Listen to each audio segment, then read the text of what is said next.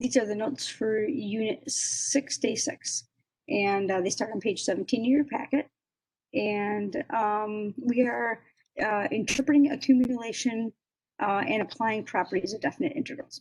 Okay, so we know that we have a rate of change. And when we accumulate the region underneath that rate of change function and the horizontal axis between those two, we know that we can recover information about the original function. So we know that that rate of change, that integrand, okay, is the derivative. And so what we're going to do is we're going to harness what we know about derivatives from Unit 5 and answer the same type of questions we saw in Unit 5, but use the new Unit 6 notation. Okay, so our essential question is how can we use our knowledge of derivatives, specifically from Unit 5, and geometry, specifically from a long time ago, to recover information about the function defined by that integral. So this might look familiar to you. So we filled out this table back in Unit 5, I think it was day 13. And the only thing I've changed here is the top headings. I've changed, this was f of x, this was f prime of x, right? Because we know that we know that we can find out these properties, these graph features, right? These properties of f of x if we know something about the derivative. Well, we're really asking the same question in Unit 6. We're just using different notation, right? This is the same question as Unit 5 with Unit 6 notation. This is the Unit 6 notation. Okay, Unit 5 notation was, I have f of x and I have f prime of x. Unit 6 notation is saying, here's my rate of change, f of t. That's like your derivative, that's your f prime. Okay, here's my rate of change. If I accumulate that region between this rate of change and the x-axis, I recover information about the original function. We're just calling it g of x now. Okay, so we're going to go through all these properties again from Unit 5. If the function is increasing, its derivative, its rate of change is positive. If the function is decreasing, its derivative or its rate of change is negative. We're just looking at a different notation now, answering the same question. So if I want to know if g of x is increasing, I'm going to look at the integrand and see if the integrand is positive. If I want to know if g of x is decreasing, I'm going to look at the integrand and see where it's negative. If I want to know where g of x has a maximum, I'm going to look at the integrand, see where it's equal to 0. But for a maximum, right, for a hill, it's got to, the integrand, the derivative's got to change from positive value to negative value, right? So I'm going to look at where that change happens with this integrand. A minimum is similar, right, except we're looking at where the derivative changes from negative to positive. I can even answer questions about concavity if I know if the derivative is increasing, I know we're concave up. And if the derivative is decreasing, I know we're concave down. So, and we can see if the derivative is increasing or decreasing right on the graph. So we're going to look at things graphically. We're going to look at things algebraically. And points of inflections, we know points of inflections if we look at the derivative graph or the rate of change graph, right? We're looking for extrema, maxes and mins. Okay, then we know we have a point of inflection. So all of these questions we answered in chapter 5, we're literally looking at the same thing. We're just looking at this and saying, hey, this is the derivative, right? It's the integrand, it's the rate of change, and it's going to allow us to recover information about this original function. So just a new notation. This first example is a calculator example because we need to show you how to do this with our graphing calculator here.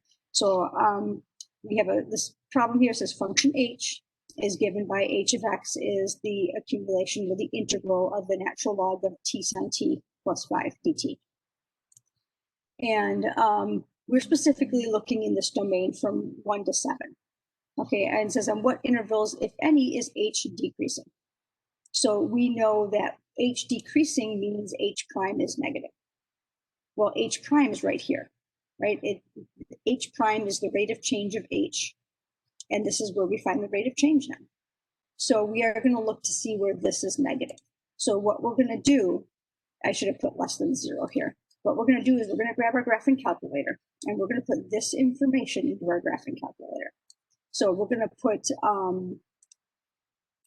we're going to go ahead and put natural log of, and I need x sine x, right? This is our variable change here. So x sine x, I got to close that parenthesis because it's just sine of x, and then I got to add 5, close my parenthesis again, and then I specifically want my window from 1 to 7. 1 to 7, and I think plus 5 and minus 5 is probably appropriate.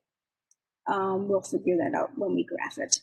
So as I graph it now, I have exactly the domain that I need from 1, 2, 3, 4, 5, 6, 7. And I can see that H prime is negative right here. Right, this is the graph of H prime. Positive values are up here, negative values are down here. Because this is a multiple choice question, we can just eyeball this. If this is 1, 2, 3, 4, I'm looking at about 4.3. And then this is 5, and looks like about 5.5. So it's got to be answer B. Okay. If this were a free response, I would have to find these values exactly. And we cannot do that by tracing. We have to do that by using the calc feature. So I'm going to show you how to do that. We need to find these 2 zeros to see where the domain starts and stops for that negative value. So we're going to do a second calc 0, so option 2. And then we're going to trap in and find this 0. So my left bound, that's an okay spot for my left bound. Now I'm going to arrow to the right. And I get beyond that 0 and hit enter for my right bound.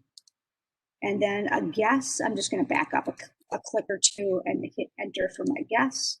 And there is that 0, 4.323. So we can see how that matches up with the multiple choice. Like I said earlier, eyeballing it is fine for multiple choice. You have to use this calc feature for free response questions. We could do the same calc 0 over here to get 5.461. So we know the answer is B to this question here. Before we move on to the next example, I want to talk a little bit more about this graph though. So what questions can we answer? Well, we know that the derivative is negative here, so that's where the original function h of x is decreasing.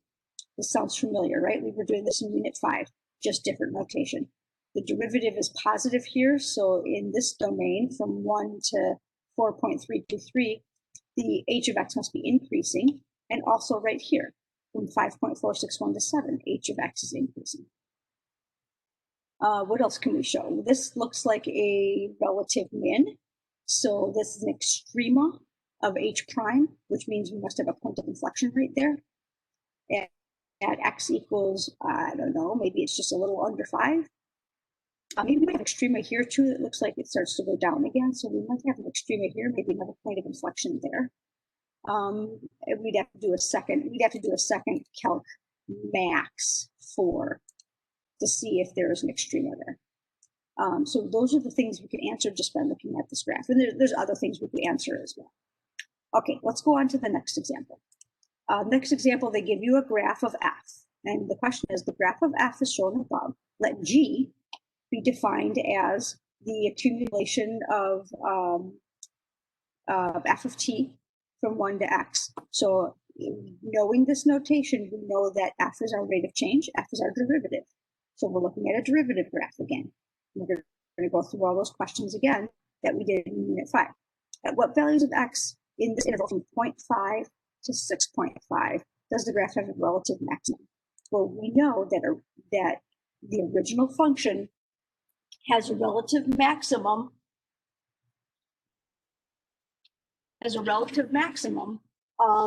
when the derivative is equal to 0. So we're talking about a max. And we know that the derivative also has to change from positive to negative. Okay, so where is the derivative on this graph equal to 0?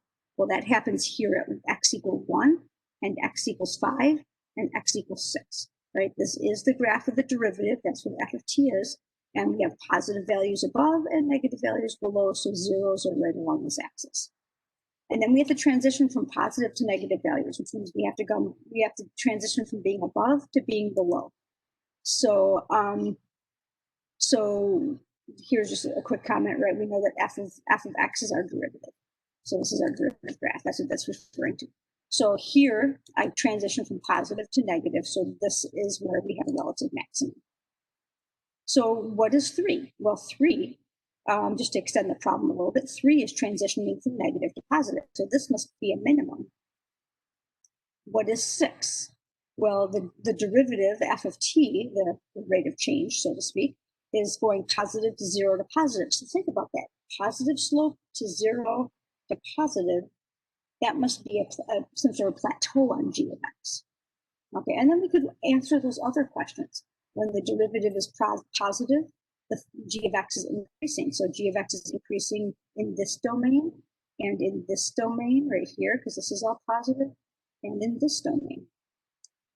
When the derivative is negative, g of x is decreasing. So g of x is decreasing in this domain, from 1 to 3. So again, we can go through and answer those questions. Here's our extrema, right? We have an extrema at about 2, x equals 2, at about x equals 4, maybe about x equals 4.5, and x equals 5, and x equals 6. Those are all extrema. So those all must be points of inflection. So we can answer those type of questions too. Same questions as Unit 5, different notation. Okay, so we're going to kind of switch gears here. And we're going to use the graph features here to actually determine numeric values for the integral. So here we have function g of x. And again, g of x is a rate of change, right? We know this is the integration notation, so we have a rate of change here. And so we know that this defines the area between the rate of change g of x, or the derivative, so to speak, and the horizontal axis. So somebody calculated all of those regions. We call them areas. I'm using that term loosely, though. So the area of this region is 5. The area of this region is 2. The area of region C here is 16. So these are between the function and the axis. So kind of I'm detailing that out like that. Region D is right down here, it's below. Region E is also below. So we're going to use the properties now to discuss integration values as we look at this rate of change G as this integrand. So we know this is the verbal definition of what we have below here. The integral from x equal a to x equal b bounded by g of x in the horizontal axis equals the area under the curve. Like I said, we're using that term kind of loosely because we often think of area as positive, which makes sense from a geometry standpoint.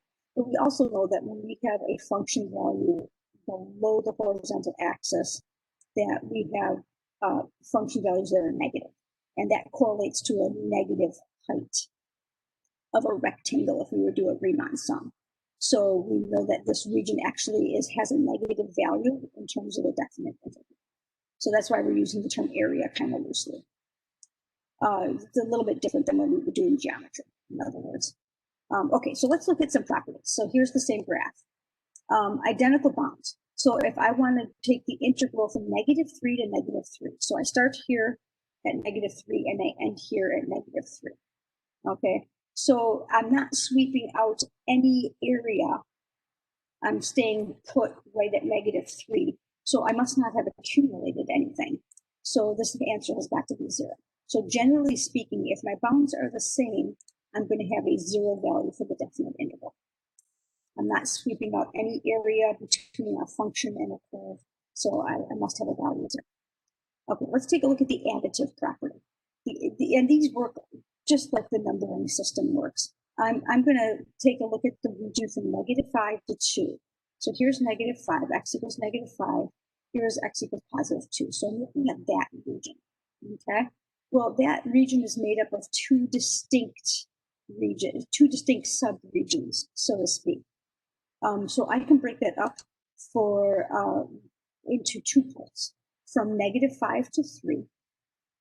And then I can add to it the second part from -3 to +2.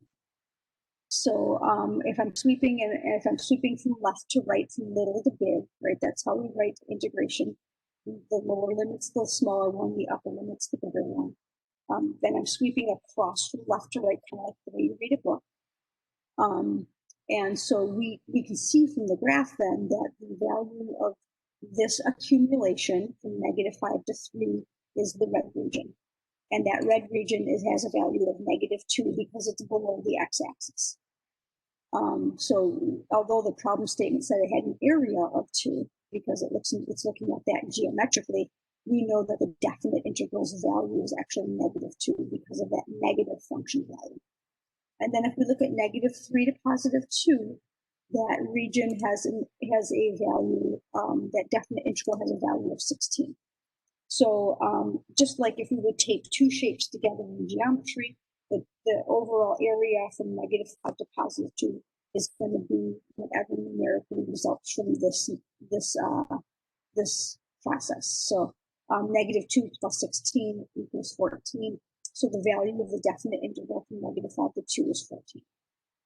So generally speaking, if we have a region from A to C, and we can find some sort of intermediate value B, we can always split that region into 2 or more subregions, and then just kind of add them together, like we're taking together a shape. And so, with this qualification that B is between A and C, so that A is smaller than B, and B is smaller than C. And so we have 2 regions that we can just look at the accumulation values and add them together, add together numbers normally. Okay, the next rule is a constant multiple rule. So we're going from 2 to 6. So 2 to 6, that region of the graph. So x equals 2, x equals 6. So that's kind of like listing our domain, so to speak. And we want 3g of x. Well, we don't have a graph of 3g of x. We just have a graph of g of x. So just like we do with differentiation, with integration or accumulation, we can factor out a constant multiple. So we're going to factor out the 3, and we're going to just look at g of x between 2 and 6, because that we have a graph of. So if g of x from 2 to 6 is 5, then if we would graph 3g of x, we would just get a value that's 3 times bigger. So so we know that we have 3 times the value of the integral from 2 to 6, which is -5, because it's below the x-axis. So again, the problem statement said we had an area of 5, but we know that the value of the definite integral depends upon whether we're above or below the axis. So 3 times -5 is -15. So generally speaking, what that is saying is that if we have some sort of constant in front of our function graph, we can just factor that constant out and look at the graph that we have and multiply the constant after we figure out what this answer is. Okay, so now there's a couple other things we can do. I call this sliding backwards. It's not really a property, but take a look at the limits. I'm starting at 9 and going to 6. So let's take a look at this graph here and show that, and let's show what that means. So if you watch the animation in the PowerPoint, I'm going to start at 9 and go to 6. Okay, here we go. Starting at 9, going to 6. So I'm sweeping backwards across the graph. It's the opposite direction of how you would do with that. And sweeping backwards basically means this. So let's go back to this integrand expression and take a look at the g of x dx. We know that g of x is the function value. X came from the delta x, right? And so when we look at this, we have the function value and the delta x. That's like the height and the width of a rectangle. That's how we got our area, right? Well, if we sweep backwards, our delta x is negative. So what we have here then is we have a negative result because of that negative sweeping. So sliding backwards is the same as taking this integrand and switching the limits to be in the right locations. The small one on the bottom, the big one on the top, and negating it. So let me run through the animation again. So now since if I switch these things, that means I'm going to start at 6 and go to 9, and I'm going to sweep left to right, the typical direction we sweep. So reversing those limits means that the negative out front here, because I'm reversing the direction that I'm sweeping. And now I can go ahead and evaluate this integral. So we know that the value from 6 to 9 of g of x, this region between g of x and the horizontal axis, it's beneath the x-axis. So the value of the integral is -6. So we have the opposite of a -6, which is +6. So that would be g of x from 9 to 6. Generally speaking, what that means is, notice I've swapped, because we usually have b on top. So because we usually think of b as bigger. So I've swapped these. This shows that b is on the bottom. If I want to put b back in its original space, original location, which I didn't do, dang it. Let me just quickly correct that. That should be a down there, and that should be b up there. And let's just go back and touch up. There we go. If I want to switch that to get those back in the right spot with the little ones on the bottom and the big ones on the top, I just swap them and put a minus sign up front of the expression. Okay, so for multiple functions, so notice I've got g of x and I've got f of x. I only have a graph of g of x, but I only have a graph of g of x up to 9, and this is the region from 10 to 14. So this is a different way we can give you the same information graphically. So I don't have 10 to 14 graphed, but I know that the region from 10 to 14 of g of x equals 18. So a couple of things we can do through. 10 to 14, we're sweeping from left to right. 18 means it's a positive number, so I'm sweeping from left to right, and it's a positive number, so I must be above the axis, and this is a positive g of x. I don't care what it really looks like, to be quite honest. Okay, but I want to do something now. I want to also bring in a different function, f of x, over the same domain. It must be beneath the axis. It's got a value of this integral has a value of -1. So now I can do just basic algebraic or computational problems with those two values. So for instance, if I want to go from 10 to 14 and I want 2g of x plus 5f of x, that is just saying that I'm going to take 2 times g of x plus 5 times f of x. So I can just algebraically apply the constant multiple property with the 2 and the 5, and I know the values of the integrals from the given information, and so that value for that expression from 10 to 14 is -18. If I wanted, I've swapped the upper and lower limits, so I know that to get these back to their standard locations, where the small ones on the bottom, I need to negate that, so I can swap the limits. And so now I can go ahead and just put in the value for g of x and the value for the integral of f of x. So that's -18 plus -11. And then I can just figure out what this is. So this is 7, and then the negative sign out front, so -7 for that expression. So that's how you can do basic computation when you're given the value of the integrals. Going back to, well, I'm not going back to, sorry, I forgot about this question. So here's another expression where they just give us the values of the integrals. And so we have this integral, and they're both a function of x, and we start at -3 and go to -1, and we also start at -3 and go to +4. So we want to know what happens between -1 and +4. So if you think about that, taking a look at all these lower and upper limits, the lowest value is -3. And the highest value is +4. So this integration right here represents the entire region. And then from -1 or -3 to -1 represents the left-hand side of that region. And from -1 to 4 represents the right-hand side of that region. So we know that this -3 to -1, the integral from -3 to -1 of g of x, plus the integral from -1 to 4 of g of x is going to equal this whole thing. So I'm going to work off on the side here and set that up. the integral from -3 to 4 equals the sum of these two parts. So from -3 to -1 plus from -1 to +4. So these are the parts, this is the whole thing based on these limits of integration. Okay, now I can plug in the values.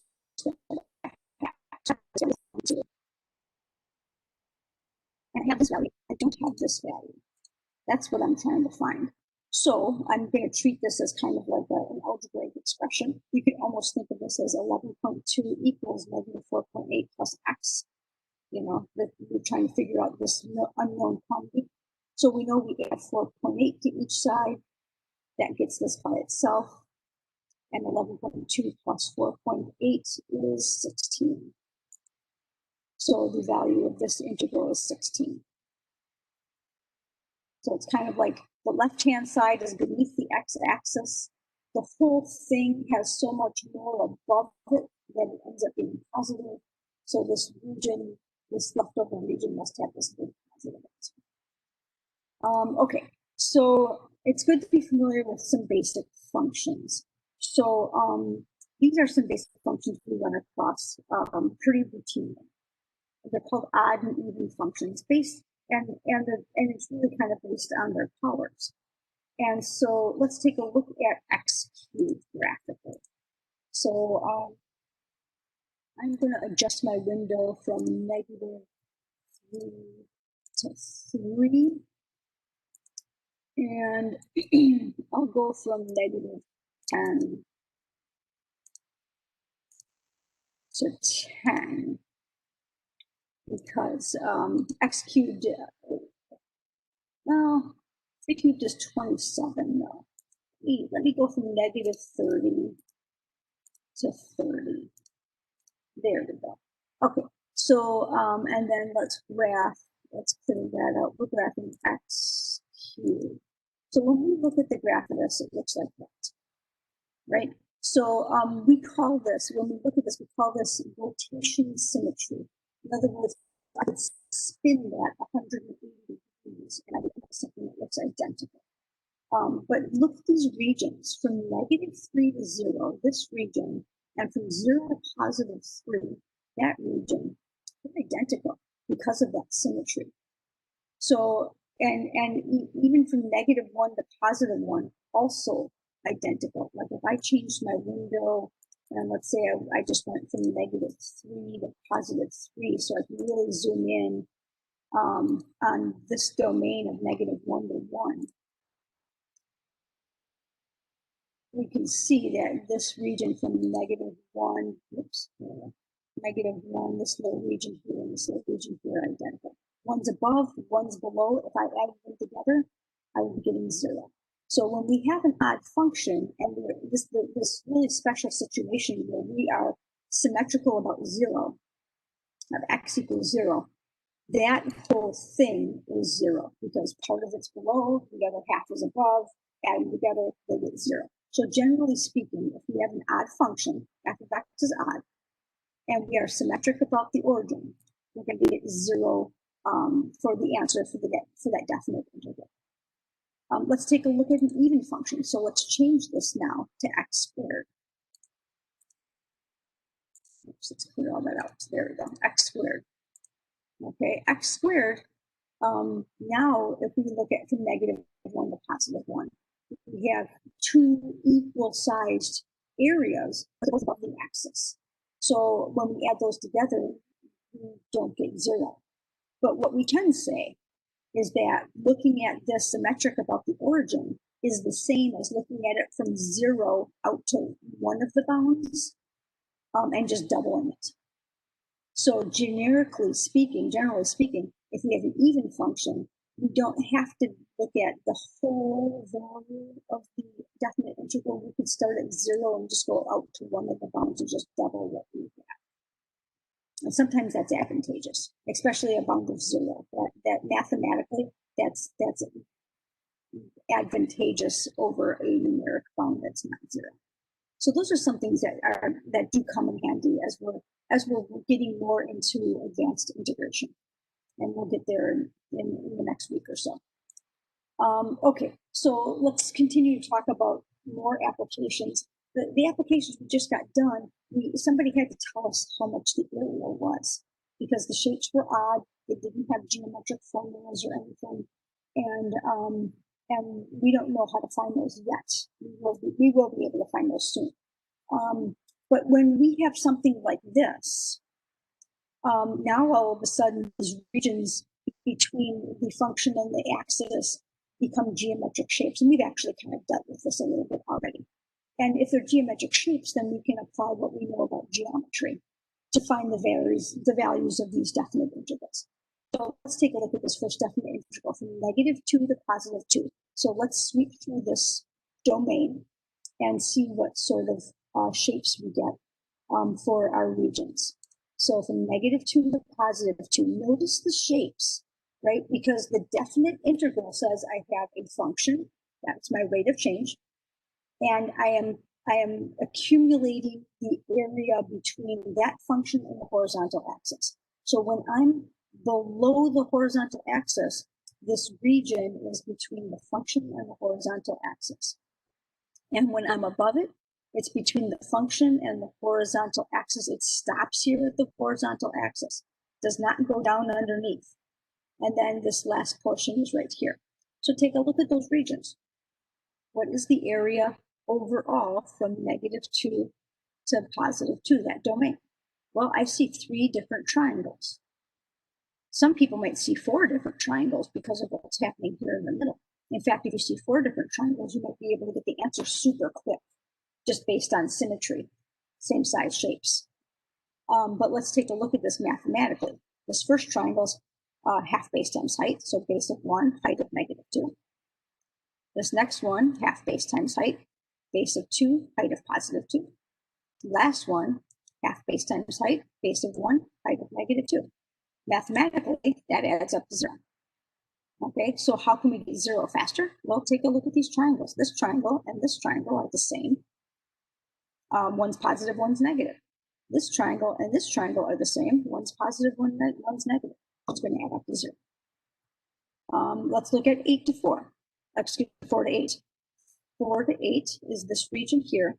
We have some discontinuities here, but we still have enclosed shapes. Looks like that. And so even with these discontinuities, we still can evaluate this definite integral. So it looks like we have triangle and rectangle and triangle, or trapezoid if you so choose. I think I did triangle. Yep, half base times height, 1 times 1. Rectangle, which is 2 times 1, width of 2, height of 1. Last triangle, half base times height, base of 1, height of 2.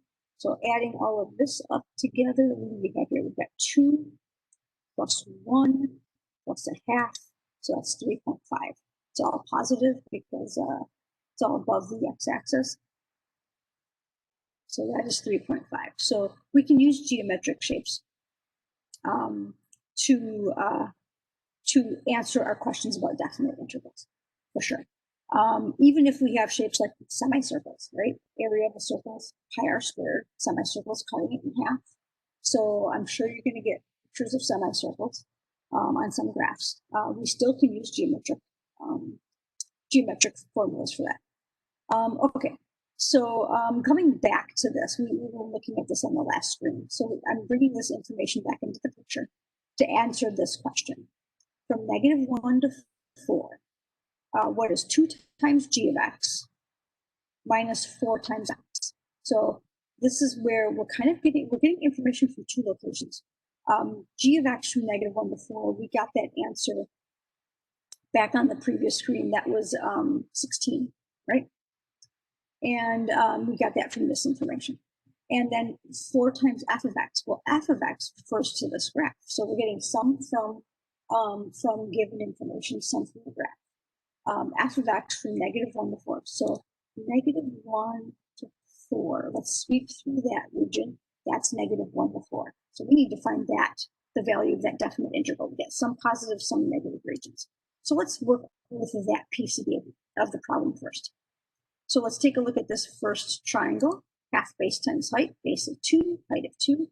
Now let's take a look at this triangle. half base times height, base of 3, 1, 2, 3, base of 3, height of 2. So this is 2 plus negative 3, right? This is below, this is negative 3. So the value of this definite integral is negative 1. Now I can put the pieces together here. You know that this was 16 from the previous read, so 2 times 16 minus 4 times negative 1. This is really adding 4.